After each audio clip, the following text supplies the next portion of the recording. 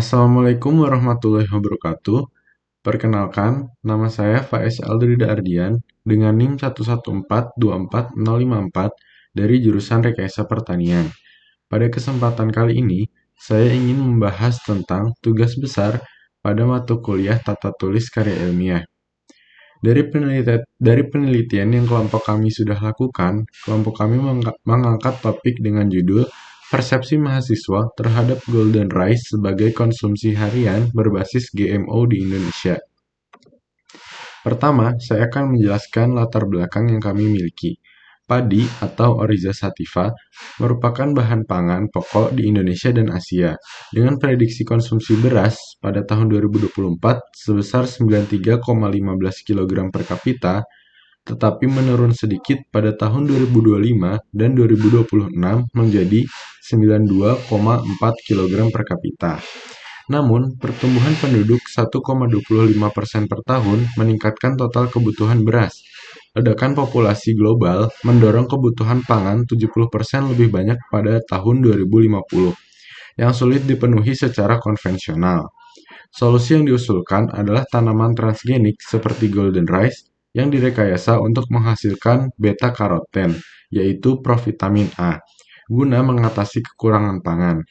Meski demikian, GMO menuai kontroversi terkait risiko kesehatan, lingkungan, agama, budaya, etika, dan psikologi, serta kurangnya informasi tentang keamanan jangka panjang, membuat masyarakat ragu menerimanya.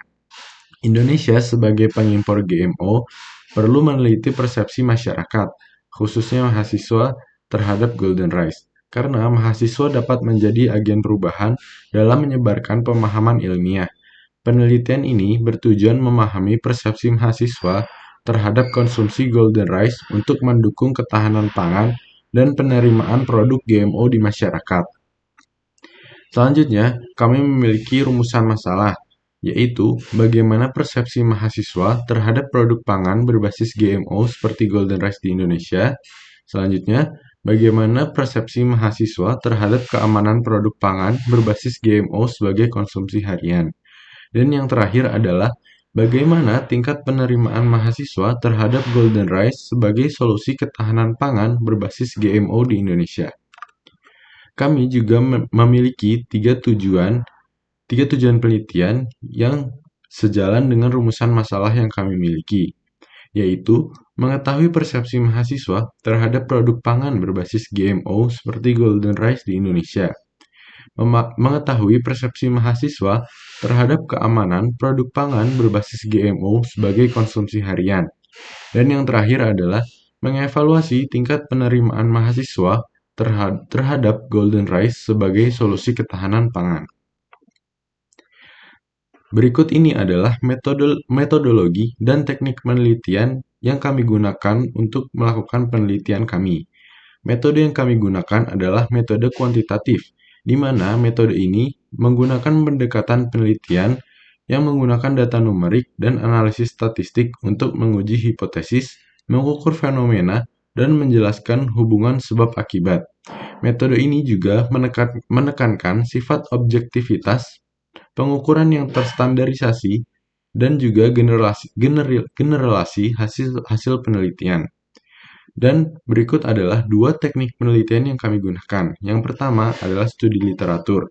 Studi literatur yang berisi tentang data terkait golden rice yang dibutuhkan dalam riset dan analisis data. Kemudian ada survei. Survei dalam bentuk Google Form yang sudah kami bagikan pada tanggal 30 Mei 2025 di grup fakultas dan grup sharing antar fakultas ITB dan dapat diisi responden sampai 3 minggu setelah kuesioner dibagikan. Selanjutnya ada ruang lingkup kajian. Yang pertama, pengetahuan mahasiswa tentang golden rice dan tanaman transgenik. Yang kedua, persepsi mahasiswa terhadap penggunaan golden rice sebagai makanan sehari-hari dan faktor-faktor yang memengaruhi persepsi tersebut. Dan yang terakhir adalah kesiapan mahasiswa sebagai calon konsumen golden rice untuk makanan sehari-hari. Selanjutnya, saya akan masuk kepada bagian pembahasan tentang penelitian yang sudah kami laksanakan. Poin pertama yang dibahas pada pembahasan adalah persepsi mahasiswa tentang produk pangan GMO. Hasil survei menunjukkan bahwa 53,3% mahasiswa mengetahui istilah GMO dan tanaman transgenik, serta memiliki latar belakang studi yang berkaitan dengan pangan dan/atau tanaman. Sebanyak 40% mahasiswa cukup memahami konsep GMO dalam pangan, namun hanya 30% yang memahami risiko jangka panjangnya. Tabel 2 pada laporan kami mengonfirmasi bahwa tingkat pengetahuan mahasiswa masih berada di tingkat sedang dan dipengaruhi oleh latar belakang akademik. Sementara pada tabel 3 yang tertera pada laporan kami menunjukkan bahwa hanya 40% mahasiswa yang setuju terhadap konsumsi pangan GMO. Sementara 26,7% menyatakan tidak tahu. Pengetahuan mahasiswa mengenai golden rice juga masih rendah, dengan hanya 30% yang mengaku tahu. Sebagian besar mahasiswa belum mengetahui risiko jangka panjang konsumsi GMO, dan sisanya tidak tahu apakah produk GMO sesuai dengan etika atau kesehatan. Hal ini menandakan bahwa meskipun ada ketertarikan, ketidaktahuan terhadap risiko dan etika membuat persepsi mahasiswa terhadap produk GMO masih ragu-ragu. Poin kedua adalah risiko konsumsi produk pangan berbasis GMO. Produk GMO seperti golden rice memiliki potensi risiko bagi kesehatan dan lingkungan, seperti reaksi alergi, transfer gen, serta outcrossing ke tanaman non-GMO. Teknik rekayasa seperti fungsi sel dan metagenesis juga berisiko memicu perubahan genetik yang belum sepenuhnya diketahui dampaknya dalam jangka panjang. Meski uji awal golden rice tidak menunjukkan efek negatif, belum ada data jangka panjang terkait konsumsi rutin. Karena itu, banyak mahasiswa masih ragu terhadap keamanannya sebagai konsumsi harian. Dan selanjutnya adalah poin terakhir pada pembahasan dari penelitian yang kami lakukan, yaitu golden rice sebagai solusi ketahanan pangan.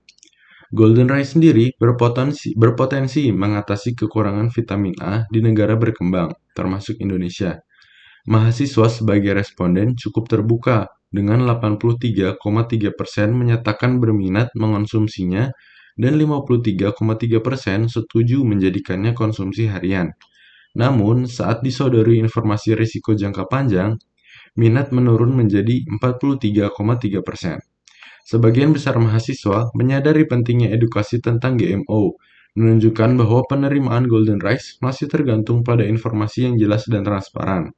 Faktor seperti harga, proses pasca panen, dan kandungan beta-karoten juga perlu diperhatikan agar produk ini benar-benar efektif dan diterima oleh masyarakat luas.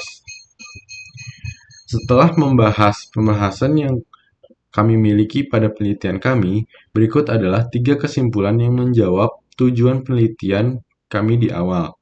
Yang pertama, mahasiswa umumnya memiliki pengetahuan dasar tentang GMO dan golden rice, terutama yang berasal dari program studi terkait, namun pemahaman mereka masih terbatas. Yang kedua, sebagian besar mahasiswa masih meragukan keamanan konsumsi golden rice dalam jangka panjang, karena minimnya informasi yang jelas dan ilmiah. Dan yang terakhir, golden rice cukup diterima sebagai solusi ketahanan pangan, tetapi edukasi yang transparan tetap dibutuhkan agar penerimaan tidak menurun saat risiko disampaikan. Dan yang terakhir adalah saran untuk mengatasi keraguan pada kesimpulan yang sudah saya jelaskan tadi. Yang pertama adalah pendidikan dan literasi GMO perlu ditingkatkan melalui seminar atau integrasi dalam kurikulum agar mahasiswa lebih memahami manfaat dan risikonya. Yang kedua, pemerintah perlu memperkuat regulasi dan menyediakan informasi terbuka mengenai keamanan GMO, terutama konsumsi jangka panjang seperti golden rice. Dan yang terakhir adalah produsen perlu memperhatikan harga, kualitas, dan strategi komunikasi agar golden rice dapat diterima secara luas oleh masyarakat. Cukup sekian penjelasan mengenai penelitian yang sudah kami lakukan untuk tugas besar pada mata kuliah tata tulis karya ilmiah yang dilakukan oleh kelompok kami. Mohon maaf jika penjelasan saya masih banyak kekurangan, karena kesempurnaan hanya milik Allah semata. Wassalamualaikum warahmatullahi wabarakatuh.